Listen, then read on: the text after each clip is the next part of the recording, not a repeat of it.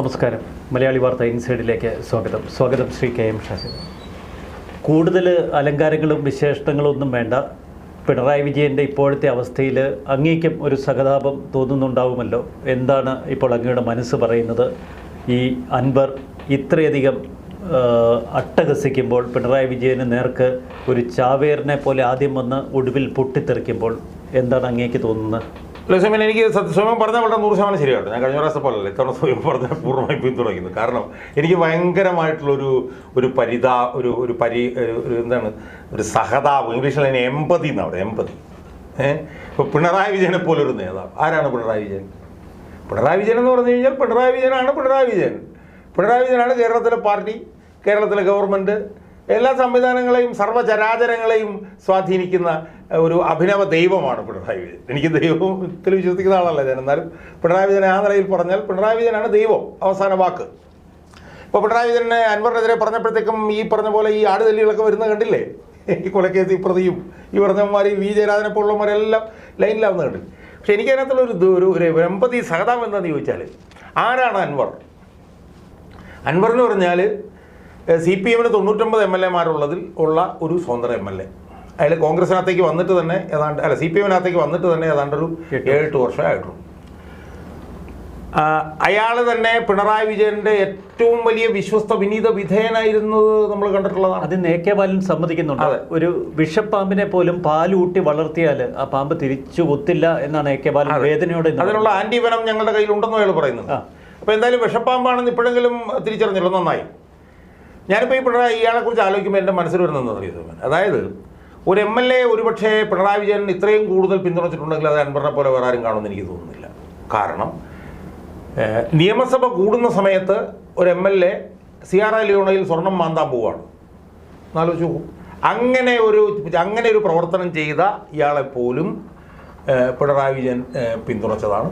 മറുഭാഗത്ത് ഇപ്പോൾ പിണറായി വിജയനെ ഈ പറഞ്ഞതുപോലെ ഏറ്റവും വലിയ ഭീകരനായി ചിത്രീകരിക്കുന്ന ഈ PV അൻവറിന്റെ പഴയ പോസ്റ്റുകളൊക്കെ എടുത്ത് നോക്കിയാൽ നമ്മൾ തന്നെ ഞെട്ടിപ്പോവും. കാരണം പിണറായി എന്തെങ്കിലും പറഞ്ഞാൽ വാഴ്ത്തിപ്പെടും. അപ്പോൾ അതിന് അൻവറിനുള്ള ന്യായമുണ്ട് കേട്ടോ. കാരണം താനൊരു പിതാവിനെ പോലെ കണ്ടിരുന്ന ഒരാൾ തന്നെ ഇങ്ങനെ ചതിക്കും എന്ന് വിചാരിച്ചില്ലെന്നൊക്കെയാണ് അൻവർ പറയുന്നത്. അവിടെ നിൽക്കട്ടെ. അപ്പോൾ ഇത്രയും കൂടുതൽ ന്യായീകരിച്ചുകൊണ്ടിരുന്ന ഒരാൾ വന്നിട്ടാണ് ഇപ്പോൾ ഇത് പറയുന്നത്. അയാളാണെങ്കിൽ കോൺഗ്രസിൽ നിന്ന് 8 വർഷമായിട്ടേ വന്നിട്ടുള്ളൂ. അങ്ങനെയുള്ളൊരു സാധാരണ MLA ഒരുപക്ഷെ ഇപ്പം ഇടതുപക്ഷത്തോടൊപ്പം നിൽക്കുന്ന 99 MLA-മാരിലുള്ള സ്വതന്ത്ര MLA-മാരിൽ പോലും ഏറ്റവും പ്രധാനപ്പെട്ട ആൾ അൻവറാണെന്ന് ഞാൻ വിലയിരുത്തില്ല. കാരണം ഒരുപക്ഷെ ഇവിടെ KT ജലീൽ ഇതിനേക്കാളും അല്ലേ വിലയുള്ളവനാണെന്ന് ഇവിടെ പറയാം. കാരണം മന്ത്രിയായിരുന്നു, ശക്തനാണല്ലോ. അതുപോലെ തന്നെ അബ്ദുൾ റഹ്മാൻ എന്ന് പറഞ്ഞ ആളിപ്പോൾ മന്ത്രിയാണ്. കുഞ്ഞാലിക്കുട്ടിയെ പോലൊരു നേതാവിനെ തറപറ്റിച്ച് കയറി വന്ന ആളും ഇപ്പോഴും അയാൾ അതിനേക്കാൾ പ്രാധാന്യമുള്ള. അപ്പം സ്വതന്ത്ര MLA-മാരിൽ പോലും ഏറ്റവും പ്രധാനിയല്ല ഇയാൾ. 2ാം സ്ഥാനത്ത് 3ാം സ്ഥാനത്തൊക്കെ നമുക്ക് നിർത്താൻ പറ്റും. എന്തായാലും അബ്ദുൾ റഹ്മാൻ, അത് കഴിഞ്ഞ് KT ജലീൽ, അത് കഴിഞ്ഞ് ഇയാൾ എന്ന് പറയുന്നത്. പക്ഷേ ആ അൻവർ എന്ന് പറഞ്ഞ സാധാരണ സ്വതന്ത്ര MLA-ക്കെതിരെ ഈ പാവപ്പെട്ട എന്തോ രോഗബാധിതനാണെന്നൊക്കെ ഉള്ള കാര്യങ്ങൾ കേൾക്കുന്നുണ്ട്. അയാൾ പാവപ്പെട്ടവൻ ഡൽഹിയിൽ കേരള ഹൗസിൻ്റെ മുന്നിൽ ഒരു റോസ്റ്ററൊക്കെ വെച്ചിട്ട് ആ റോസ്റ്ററത്തിൻ്റെയൊക്കെ പുറകിൽ നിന്നുകൊണ്ട് അൻവറിന് അങ്ങോട്ട് മറുപടി കൊടുക്കുകയാണ്. ഇത്രയും വലിയൊരു ഗതികേടെന്ന് ആലോചിക്കുക. അല്ല, ഇന്ന് പിണറായി വിജയന് ഭയമാണ്. ഇന്ന് മറുപടി ഒന്നും കൊടുത്തില്ല. ഈ നമ്മുടെ നാട്ടിൻപുറത്തൊക്കെ ഒരു ചൊല്ലുണ്ട്, ഈ വെടികൊണ്ട പന്നിയെ പോലെ വന്ന് തകർക്കുന്ന ഒരു കാഴ്ചയാണ് ഈ അൻവർ. പിണറായി വിജയനെ മാത്രമല്ല, പിണറായി വിജയൻ്റെ കുടുംബത്തിനെ, പിണറായി വിജയൻ്റെ മകളെ, മരുമകനെ എല്ലാം തീർത്തെടുത്തു. ഇനി ഒന്നും ബാക്കിയില്ല. ഒരു പ്രതിപക്ഷ നേതാവും പറയാൻ ഭയപ്പെടുന്ന കാര്യങ്ങൾ തന്നെയാണ് ഇപ്പോൾ അൻവർ പച്ചയ്ക്ക് അങ്ങ് പറഞ്ഞിരിക്കുന്നത്. അതിലപ്പുറം പ്രതിപക്ഷത്തെ ഒരൊറ്റ MLA പോലും ഇതിൻ്റെ 10-1 ആരോപണങ്ങൾ പിണറായി വിജയന് നേർക്കോ കുടുംബത്തിന് നേർക്കോ ഉയർത്തിയിട്ടില്ല. ഒരിക്കൽ മാത്യു കുഴൽനാടൻ വീടിനെക്കുറിച്ച് പറഞ്ഞപ്പോൾ അന്ന് നിയമസഭയിൽ പൊട്ടിത്തെറിക്കുന്ന മുഖ്യമന്ത്രിയെ നമ്മൾ കണ്ടത്. പിന്നീട് മാത്യു കുഴൽനാടനെ വളഞ്ഞിട്ട് വേട്ടയാടി വീഴ്ത്താനാണ് ഈ സർക്കാരും പിണറായി വിജയനും ഒക്കെ ശ്രമിച്ചത്. അവിടെയാണ് അൻവർ ഒരു തീയായി ആളിപ്പടരുന്നത്. അല്ല, എനിക്ക് കുറച്ച് സമയത്തിന് മറുപടി വരാൻ തരണം. കാരണം എന്താണെന്ന് വെച്ചാൽ, ഞാനെന്ന് പറഞ്ഞ പൊതുപ്രവർത്തകന് എനിക്കുള്ള ചില അനുഭവങ്ങളുണ്ട്. ഇപ്പോൾ 2001-2006 കാലഘട്ടത്തിൽ VS അച്യുതാനന്ദൻ്റെ അഡീഷണൽ പ്രൈവറ്റ് സെക്രട്ടറിയായി ജോലി ചെയ്ത ഒരാളാണ് ഞാൻ. അപ്പോൾ അന്ന് VS അച്യുതാനന്ദൻ എടുത്ത ചില സമീപനങ്ങളുണ്ട്. അതുമായിട്ടൊക്കെ ഞാൻ ഇയാൾ നടത്തുന്ന ചില സമീപനങ്ങളെ താരതമ്യം ചെയ്യാൻ നിർബന്ധിതനാകുകയാണ്. അത് സത്യം പറഞ്ഞാൽ അതൊരു ഗതികെട്ടൊരവസ്ഥയാണ്. എന്നാൽ പോലും കാരണം PS അച്യുതാനന്ദനെ PV അൻവറിനെ നമുക്ക് ഒരിക്കലും താരതമ്യം ചെയ്യാൻ കഴിയില്ല. PS അച്യുതാനന്ദൻ ആരായിരുന്നു എന്നുള്ളത് നമുക്കറിയാം, കളങ്കരഹിതനായിരുന്നു. എന്നാൽ PV അൻവർ താൻ കളങ്കിതനാണെന്നും താൻ ഒരു തല്ലിപ്പൊളിയാണെന്നും തൻ്റെ മടിയിൽ വരെ കനമുണ്ടെന്നും വരെ പരസ്യമായി പറയുന്ന. അല്ലെ, ഇന്ന് പലരുടെയും മടിയിൽ കനമുണ്ടെന്ന് പിണറായി വിജയനെ ഉന്നം വെച്ച് പറഞ്ഞിരിക്കുന്നു, പച്ചയ്ക്ക് പറഞ്ഞു. അല്ല, ഞാൻ പറഞ്ഞ പോയിന്റ് എന്താണെന്നറിയോ, എന്റെ മടിയിൽ വരെ കനമുണ്ടെന്ന് വേണമെങ്കിൽ ആരോഗ്യം എന്തും പറയാന്നോ. അങ്ങനെയുള്ള അൻവർ, ആ അൻവറിന്റെ മുന്നിൽ സത്യത്തിൽ ആലിലെ പോലെ വിറച്ചു നിൽക്കുന്ന ഒരു പിണറായി വിജയനാണ് ഇപ്പൊ നമ്മൾ ആലിലെ പോലെ വിറച്ചു നിൽക്കുന്ന ഇയാള്. സ്വപ്ന സുരേഷിന്റെ കാലഘട്ടത്തിൽ പോലും പിണറായി വിജയൻ ഇത്ര ഭയപ്പെട്ടിട്ടില്ല എന്ന് തോന്നുന്നു. കാരണം സ്വപ്ന ഇത്തിരി ബഹുമാനത്തോടെയാണ് CM-നെ കുറിച്ച് സംസാരിച്ചത്. വളരെ പച്ചയ്ക്ക് കാര്യങ്ങൾ പറയുമ്പോഴും ഹോണറബിൾ CM എന്ന് ചേർത്തുകൊണ്ടാണ്. അല്ല, അതിപ്പോഴും ഇയാളും ബഹുമാനപ്പെട്ട മുഖ്യമന്ത്രി എന്ന് പറയുന്നു. ഞാൻ പറഞ്ഞത് സ്വപ്ന സുരേഷിന്റെ ആക്രമണത്തെ ഞാൻ കുറച്ച് കാണുന്നില്ല. പക്ഷേ സ്വപ്ന സുരേഷ് ഒരുപക്ഷെ ഇതിനേക്കാൾ വേറൊരു തലത്തിൽ ഗുരുതരമായിട്ടുള്ള ആരോപണങ്ങൾ ഉന്നയിച്ചെങ്കിലും അതിനെയൊക്കെ നേർക്കുനേർ നിന്ന് എതിർക്കുകയും പിന്നീട് അതിനെയൊക്കെ ഒരു പരുവത്തിലെത്തിച്ച് അവരെ തോൽപ്പിച്ചു എന്ന് വേണമെങ്കിൽ പോലും തോന്നാവുന്ന നിലയിലേക്ക് മാറിയ പിണറായി വിജയന്റെ ഇപ്പോഴത്തെ അവസ്ഥ സത്യം പറഞ്ഞു കഴിഞ്ഞാൽ വളരെ പരിതാപകരവും ദയനീയവുമാണ് എന്ന് നമ്മൾ പറയേണ്ടി വരും. ഇവന് എന്താണ് ഇതിനകത്ത് പ്രധാനപ്പെട്ട വിഷയം? അതിനകത്ത് പല കാരണങ്ങൾ എനിക്ക് തോന്നുന്നത്. ഇപ്പം അച്യുതാനന്ദൻ നടത്തിയിട്ടുള്ള ചില പത്രസമ്മേളനങ്ങൾ, അച്യുതാനന്ദൻ പുറത്തുകൊണ്ടുവന്ന ചില വിവരങ്ങൾ, അച്യുതാനന്ദൻ ജനങ്ങളുടെ ഇടയിൽ ഉണ്ടാക്കിയിട്ടുള്ള ഇമ്പാക്റ്റ്, പുതിയ പാർട്ടി അണികളുടെ ഇടയിലുള്ള ഇമ്പാക്റ്റ്, ഇതൊക്കെയായിട്ട് നമ്മൾ ചിന്തിക്കുമ്പോഴത്തേക്കുണ്ടോ അതിൽ പലതരത്തിലും അങ്ങനെ ചില താരതമ്യങ്ങൾ പോലും ഇയാളുമായി നടത്താൻ ഞാൻ നിർബന്ധിതനാകും. പക്ഷേ നമുക്ക് അച്യുതാനന്ദനായോ മറ്റ് CMSമായോ ഒന്നും താരതമ്യം ചെയ്യാൻ പറ്റുന്നൊരു കഥാപാത്രമല്ലല്ലോ. ഞാൻ അതുകൊണ്ടാണ് ഞാൻ പറഞ്ഞത്. ഇന്ന് തോമസ് ഐസക് ഒരു പാർഷ്യലി എന്ന് വേണമെങ്കിൽ നമുക്ക് വിശേഷിപ്പിക്കാം അൻവറിനെ പിന്തുണയ്ക്കുന്ന ഒരു പോസ്റ്റായിട്ടത്. പക്ഷേ ഏറ്റവും ഒടുവിൽ അൻവർ ഉപയോഗിച്ച ഭാഷയെ തോമസ് ഐസക് നിശ്ചിതമായി വിമർശിക്കുന്നു. എന്ന് പറഞ്ഞാൽ നല്ല ഭാഷയിൽ വേണമെങ്കിൽ കമ്മ്യൂണിസത്തെയോ പിണറായി വിജയനെയോ കുറ്റം പറയാം എന്നാണ് തോമസ് ഐസക് ഉദ്ദേശിച്ചിരിക്കുന്നത്. അല്ല, തോമസ് ഐസക് അതിനകത്ത് വേറൊരു കാര്യം കൂടെ പറയുന്നുണ്ട്. പാർട്ടിയെ നന്നാക്കാനല്ല ഈ വിമർശനം എന്ന് തോമസ് ഐസക് പറയുമ്പോൾ പാർട്ടിയെ നന്നാക്കാനുള്ള വിമർശനം ഉണ്ട്, വിമർശനത്തിന് സ്കോപ്പ് ഉണ്ടെന്നാണ് തോമസ് ഐസക്. ഞാൻ ഈ VS ആയിട്ടുള്ളത് ഇപ്പൊ ഞാൻ പറഞ്ഞതെന്നറിയോ സോമനെ, ഞാൻ സോമൻ്റെ അടുത്ത് ഇതിനു മുമ്പ് പലതവണ പറഞ്ഞിട്ടുണ്ട്. ഇവരാരും പറയുന്നതിനേക്കാൾ, ഇയാളെ പിന്തുണയ്ക്കുന്നവരെല്ലാം പറയുന്നതിനേക്കാൾ ഇയാളുടെ തെറ്റുകൾ പച്ച പരസ്യമായി ഒന്നിലധികം തവണ പൊതുമണ്ഡലത്തിൽ പറഞ്ഞിട്ടുള്ള ആളാണ് ഞാനെന്ന് മാത്രമല്ല, ഞാനിപ്പോൾ ആലോചിച്ച് നോക്കി, ഇപ്പോൾ ഈ PV അൻവറിനെതിരെ വർഷങ്ങൾക്ക് മുമ്പ് ഈ നിലമ്പൂർ അങ്ങാടിയിൽ പോയി PV അൻവറിനെതിരെ പരസ്യമായി പൊതുയോഗത്തിൽ പ്രസംഗിച്ച ഒരാളാണ് ഞാൻ. മനസ്സിലായോ? അത് ഞാൻ ഇന്നാ ഓർത്തത്. അപ്പോൾ എന്താണ് താരതമ്യം എന്ന് പറയുന്നത്?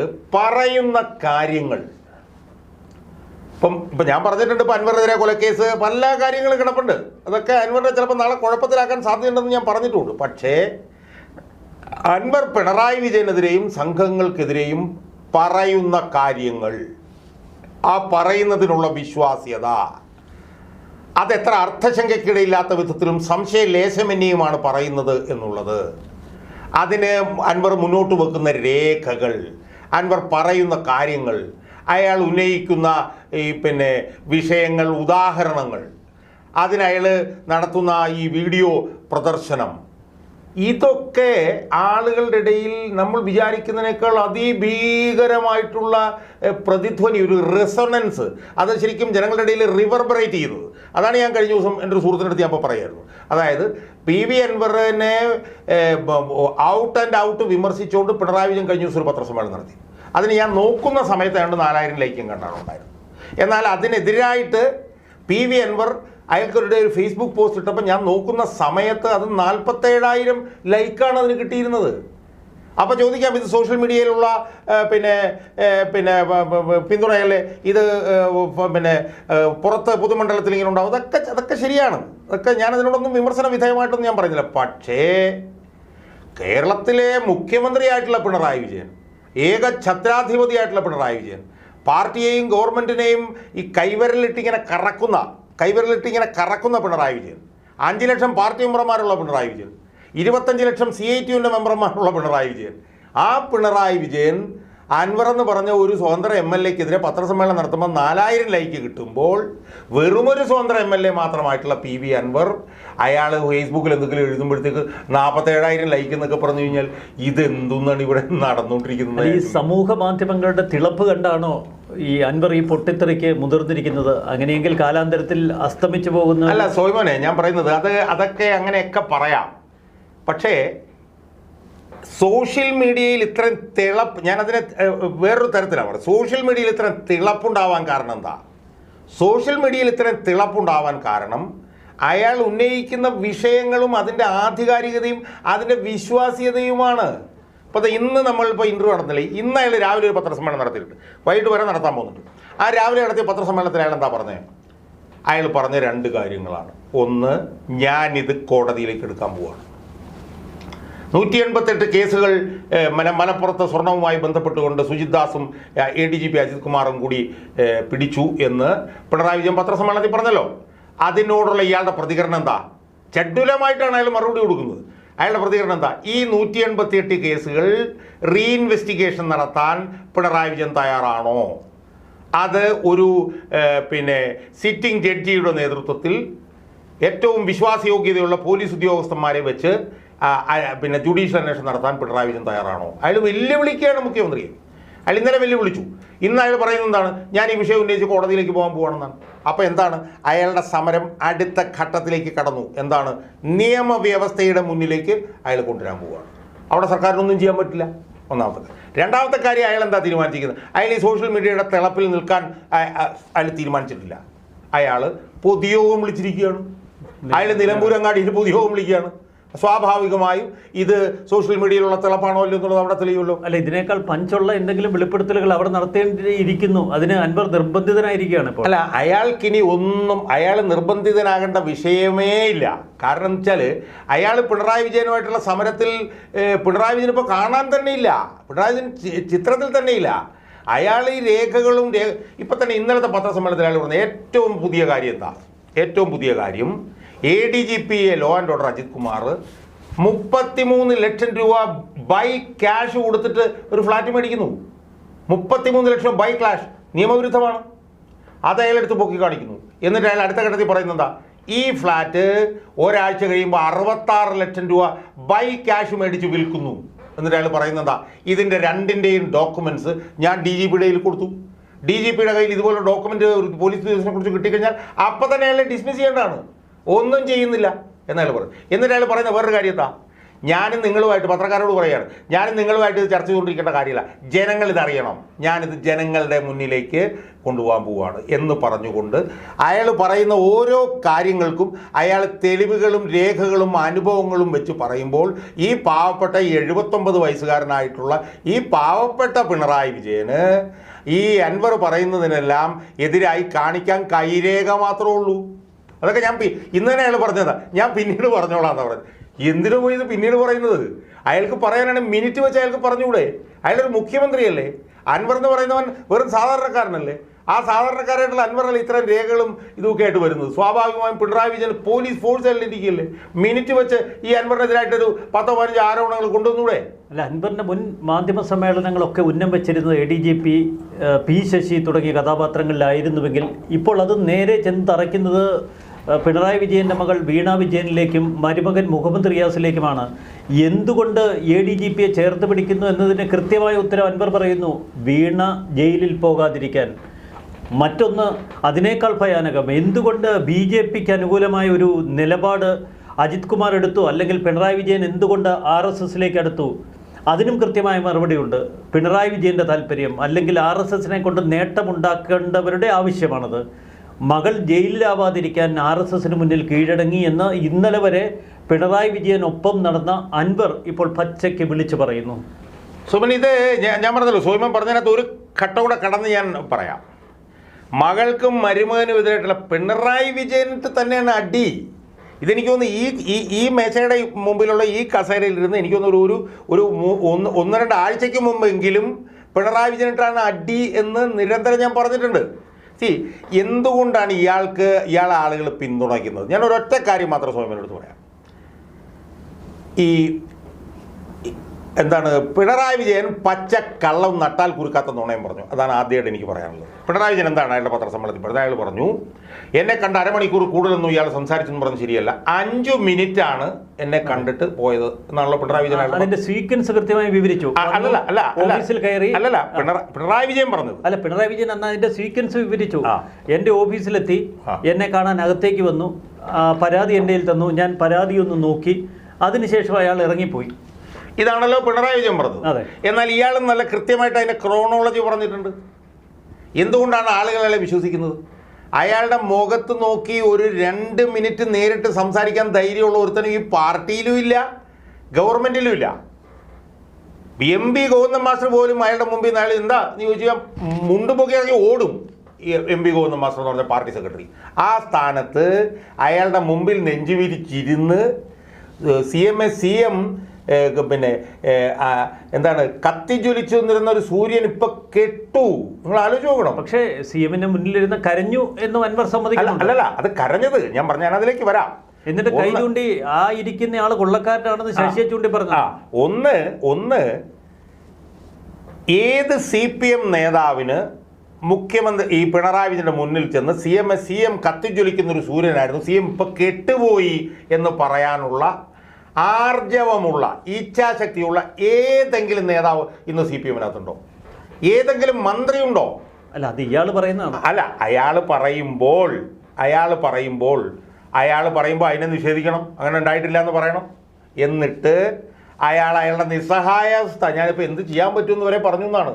അവസാനം അയാൾ ഗദ്ഗത കണ്ഠനായി എന്നൊക്കെ പറയുമ്പോൾ പിന്നെ അയാളുടെ മനസ്സിലുള്ളതാണ് ജനങ്ങളോട് പറയുന്നത് എന്നുള്ളതാണ് ജനങ്ങൾക്ക് തോന്നുന്നത്. നമ്മളിപ്പോൾ അയാളുടെ പത്രസമ്മേളനം തന്നെ നോക്കിയേ, അയാൾ എന്തുമാത്രം ഒരു ഇൻഫോർമലായിട്ടാണ് സംസാരിക്കുന്നത്. നമ്മൾ ഈ യുവന്മാരുടെ എല്ലാം പത്രസമ്മേളനം കാണുന്നതാണല്ലോ, ഈ MP ഗോവിന്ദൻ്റെയും ഈ പിണറായിയുടെ ഒക്കെ പത്രസമ്മേളനം കടക്ക് പുറത്തെന്നൊക്കെ പറയുമ്പോൾ അയാൾ വളരെ സോഫ്റ്റും വളരെ ഒരു സഹോദരന്മാരെ പോലെ സുഹൃത്തിനെ കാണുന്ന പോലെ പറയും. ഇന്നത്തെ പത്രസമ്മേളനത്തിൽ അയാളെ പ്രകോപിപ്പിക്കാൻ ഒരുപാട് ചോദ്യങ്ങളുണ്ടായി. ആ ഒരൊറ്റ ചോദ്യത്തിന് പോലും അയാൾ പ്രകോപിതനായില്ല എന്ന് മാത്രമല്ല, അയാൾ വളരെ നിന്ദാസ്തുതിയും പരിഹാസവും ഇതൊക്കെ ആയിട്ടാണ് പത്രക്കാരെ അയാൾ പിന്നെ ഫേസ് ചെയ്യുന്നത്. മനസ്സിലായി? അപ്പം ഇന്ന് വരെ ഉള്ള അനുഭവം വെച്ച് അൻവർ ഒരു 100ഉം CPM ഒരു 0-വുമാണ് ഇപ്പോഴത്തെ അവസ്ഥയിൽ. ഇതിനി മൈനസിലേക്ക് പോകാൻ പോവാണ്. എന്താണ് കാരണം? പാർട്ടി സമ്മേളനങ്ങൾ നടന്നുകൊണ്ടിരിക്കുകയാണ്. അല്ല, ഇവിടെ മുങ്ങാൻ പോകുന്ന ഒരു കപ്പൽ, അതിൻ്റെ കപ്പിത്താനെ തള്ളി താഴെയിട്ട് അൻവർ അതിൽ നിന്ന് ചാടി രക്ഷപ്പെടുന്ന കാഴ്ച, അങ്ങനെ ഒരു തരത്തിലേക്ക് ഇതിനെ നമുക്ക് കാണാമോ? ഒരിക്കലുമില്ല. ഞാൻ പറഞ്ഞത് അയാളുടെ പത്രസമ്മേളനത്തിൽ ആദ്യാവസാനം അയാൾ വളരെ മിലിറ്റൻറ്റും വളരെ ഈ ഇംഗ്ലീഷിൽ പറഞ്ഞാൽ വളരെ എബുള്ളിയൻ്റ്, വളരെ ബില്ലിജറൻ്റ്, വളരെ അഗ്രസീവായിട്ടാണ് അയാൾ നിൽക്കുന്നത്. അതിൻ്റെ കാരണമായിട്ട് സാധാരണക്കാരെന്നുള്ളതിൽ എനിക്ക് തോന്നുന്നത് അയാളുടെ പറയുന്ന കാര്യങ്ങളെക്കുറിച്ച് അയാൾക്ക് ബോധ്യമുണ്ട്. അയാളിപ്പോൾ സ്വർണ്ണക്കള്ളക്കടത്തിനെ കുറിച്ച് പറയുന്ന കാര്യം അയാൾക്ക് ബോധ്യമുണ്ട് അതിനെക്കുറിച്ചിട്ട്. അല്ല, വിരട്ടലും വിലപേശലും ഇങ്ങോട്ട് വേണ്ട, ഫ്ലെക്സ് ബോർഡ് കൊണ്ടുപോയി വെച്ചിട്ട് അതിനെ സ്പോർട്സ്മാൻ സ്പിരിറ്റോടെ നമുക്ക് കാണാമെന്ന് പറയുന്നത്. അയാൾ അതിനെക്കുറിച്ച് പറഞ്ഞ മറുപടി ഞാനത് കേട്ടു. അത് റോഡിലല്ല വെക്കുന്നത് കേട്ടോ, കാരണം റോഡ് ഭയങ്കര കൺജസ്റ്റഡ്. അത് എൻ്റെ പറമ്പിൽ അത് അവിടെ ഇരുന്നോട്ടെ എന്ന് അയാൾ പറയും. മനസ്സിലായി? അപ്പോൾ അയാളെ സംബന്ധിച്ചിടത്തോളം അയാൾ പറയുന്ന കാര്യങ്ങൾ സംബന്ധിച്ച് അയാൾക്ക് കൃത്യതയുണ്ട്, അത് ശരിയാണെന്ന് അയാൾക്ക് ബോധ്യമുണ്ട്. അയാൾ പറയുന്ന കാര്യങ്ങൾ ഈ പറഞ്ഞ പോലെ from the depth of the ഹാർട്ടാണെന്നുള്ളൊരു തോന്നൽ കേൾക്കുന്നവനുണ്ട്. ഇനി സ്വയം ശ്രദ്ധിച്ചോന്നറിയില്ല, അയാൾ ഓരോ തവണയും അഡ്രസ്സ് ചെയ്യുന്ന ആരെയാണെന്നറിയോ?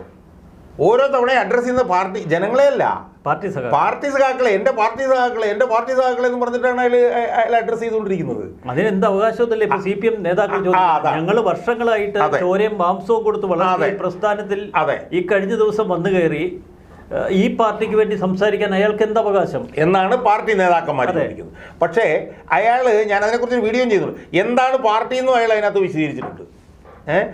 എന്താണ് ഇന്നത്തെ പാർട്ടി? ഒരു അടിമക്കൂട്ടം എന്ന് അയാൾ പറഞ്ഞിട്ടുണ്ട്. അതുകൊണ്ട് അപ്പുറത്തെ സൈഡിൽ നിൽക്കുന്ന പാർട്ടി അണികൾ അയാൾ പറയുന്നതാണോ പാർട്ടി നേതാക്കൾ പറയുന്നതാണോ പിന്നെ ശരി എന്നുള്ളത് എനിക്ക് തോന്നുന്നു ഞായറാഴ്ച അയാളൊരു പൊതുയോഗം വിളിക്കുമ്പോൾ തന്നെ അതിനകത്ത് തെളിയുമെന്ന് എനിക്ക് തോന്നുന്നു.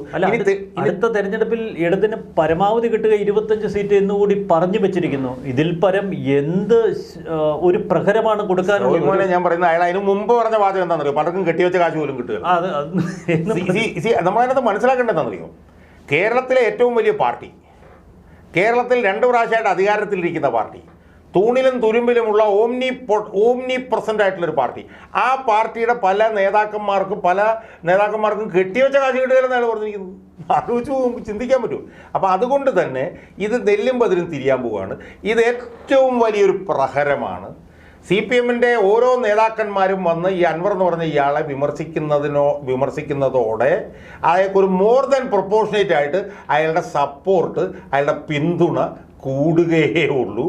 ഇനി ഇപ്പോൾ പ്രശ്നം എന്താണെന്നറിയോ, ഇവർക്കുണ്ടാകാൻ പോകുന്ന പ്രശ്നം എന്താണെന്നറിയോ, അയാൾ വീണ്ടും പുറത്ത് അയാളിപ്പോൾ ഇന്ന് രാവിലെ പത്രസമ്മേളനം നടത്തി, ഇന്ന് വൈകിട്ട് പത്രസമ്മേളനം നടത്താൻ പോകണു, അയാൾ ഞായറാഴ്ച പൊതുയോഗം നടത്താൻ പോകണു.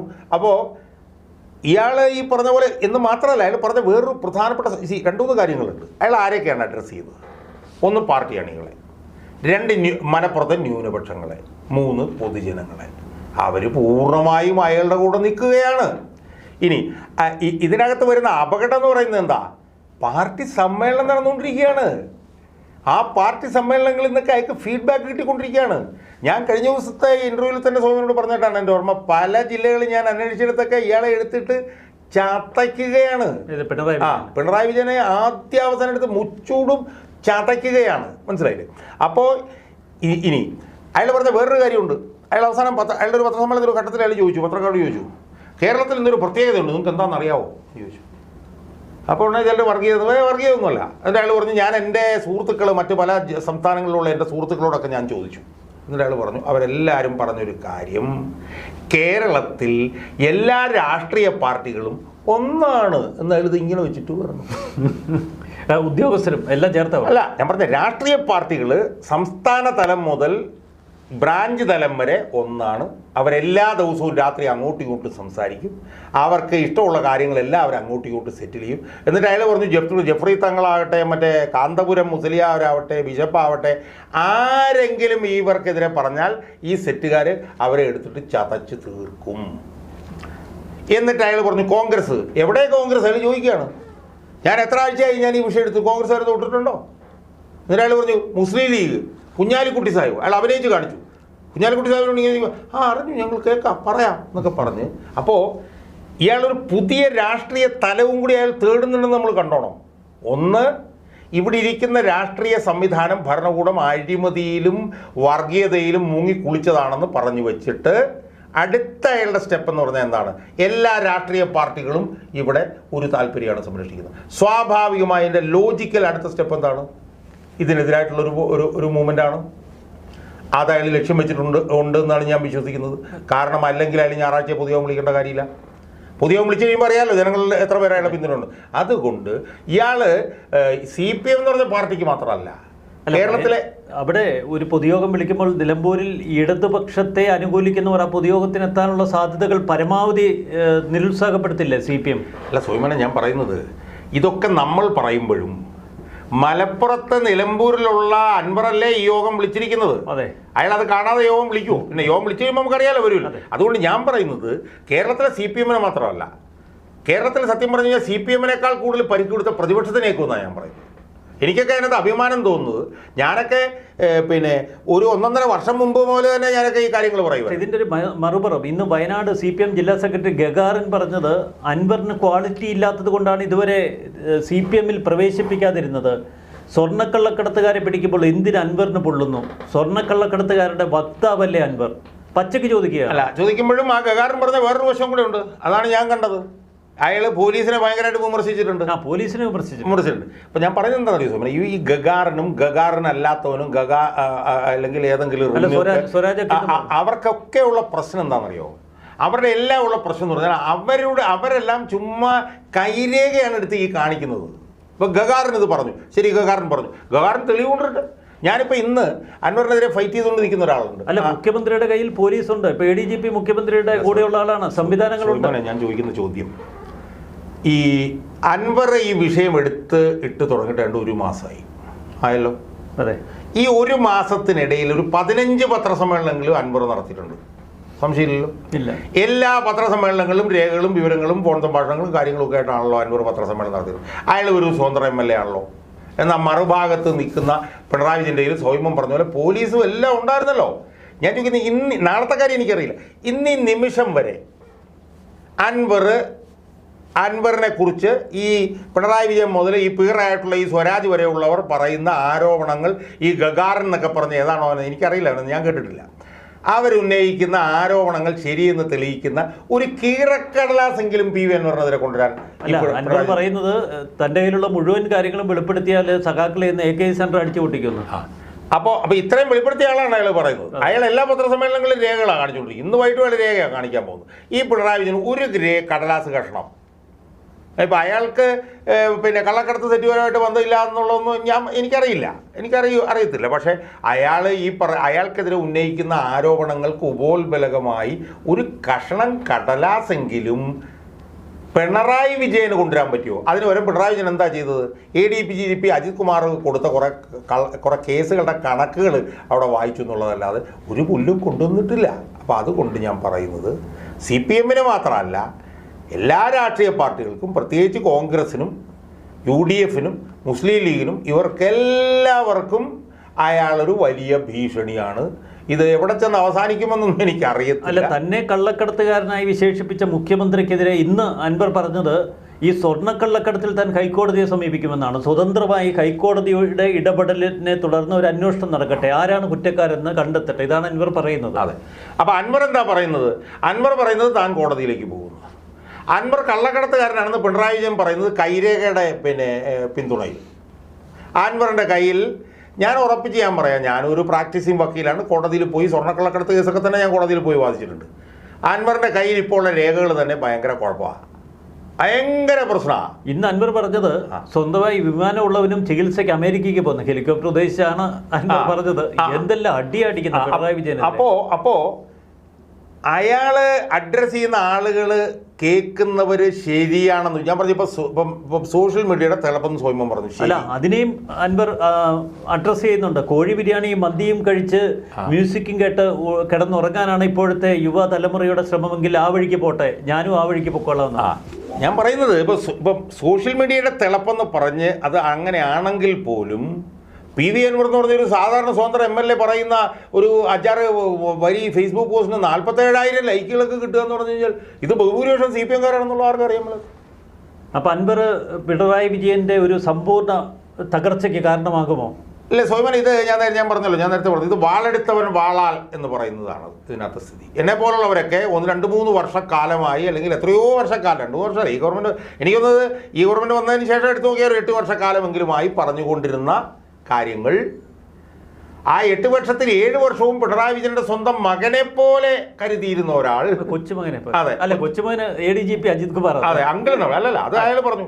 ADGP അജിത് കുമാർ പിണറായി വിജയൻ അങ്കിൾ എന്നാണ് വിളിക്കുന്നത്. പക്ഷെ പിണറായിക്ക് ഒരു മകനും മരുമകനും തമ്മിലുള്ള വ്യത്യാസം പിണറായി മറന്നു പോകുന്നു വരെ പറഞ്ഞു.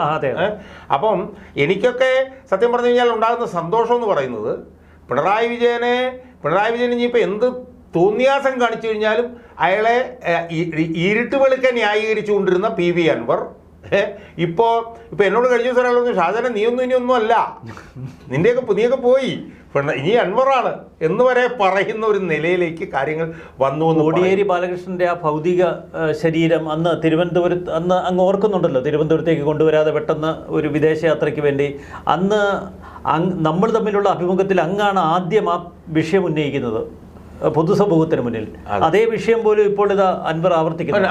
അപ്പോൾ യഥാർത്ഥത്തിൽ ഞാൻ പറയുന്നത് അൻവർ ഇങ്ങനെയൊക്കെ പറയുമ്പോൾ KM ഷാജാൻ എന്ന് പറഞ്ഞിട്ടുള്ള എന്നെപ്പോലുള്ള പൊതുപ്രവർത്തനെ കുറിച്ചിട്ടും കൂടെ ഒന്ന് മനസ്സിലെങ്കിലും ഒന്ന് ചിന്തിക്കുന്നത് നന്നായിരിക്കും എന്നാണ് എനിക്ക് തോന്നുന്നത്. എന്തായാലും പിണറായി വിജയൻ്റെ ഒരു അവസാന റീലിലേക്കാണ് ഇത് കാര്യങ്ങൾ പോകുന്നത്. പിണറായി വിജയൻ്റെ അന്തകനായി PV അൻവർ നാളെ മാറിയാൽ പോലും അത്ഭുതമില്ല എന്നാണ് പിണറായി വിജയനെതിരെ എനിക്ക് തോന്നുന്നത് 2001 മുതൽ VS അച്യുതാനന്ദൻ കൂടെ നിന്നപ്പോൾ മുതൽ കഴിഞ്ഞ 10-24 വർഷമായി നിരന്തരമായി ഇടതടവില്ലാതെ സമരം ചെയ്യുന്ന ഒരു പൊതുപ്രവർത്തനം എന്നുള്ള നിലയിൽ എനിക്ക് ഇപ്പം നിരീക്ഷിക്കാൻ കഴിയുന്നത് അത്രയാണ് എന്ന് മാത്രമേ എനിക്ക് സൂചിപ്പിക്കാറുള്ളൂ. വളരെ നന്ദി ശ്രീ KM ഷാജഹാൻ. നന്ദി, നമസ്കാരം.